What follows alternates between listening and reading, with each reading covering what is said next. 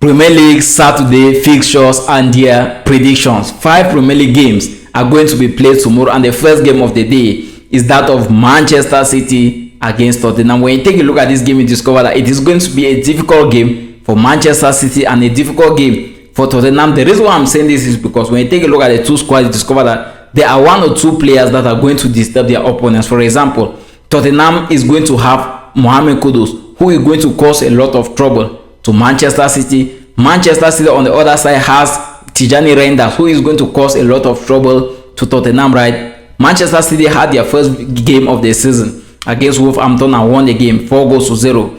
Tottenham played their first game of the season against Burnley and won the game 3-0. So it is going to be a balanced game between Tottenham of Thomas Frank and Manchester City of Pep Guardiola, but I will still give Manchester City a win over Tottenham. The second game of the day is that of Bournemouth against Wolverhampton, which is going to be a balanced game because all of them lost their first league games of the season. Brentford against Aston Villa, it is going to be a soft game for Aston Villa because when you take a look at Brentford, they lost their team manager Thomas Frank to Tottenham, Brian Bomo to Manchester United, Christian Noga, their team captain, to Arsenal, and also Johan Wissa might not also be available for this game. So it is going to be a tough game for Aston Villa. We'll have the game of Burnley against Sunderland. I'll give Sunderland a win over Burnley. We'll have the game of Arsenal against Leeds United, which is the final game of the day, which is the final game of Saturday's fixture. But anyways, I will still give Arsenal a win over Leeds United. Remember, Leeds United won their first league game of the season against Everton. Arsenal won their first league game of the season against Manchester United, but I will still give Arsenal a win over Leeds United. So my 5 predictions for all these games are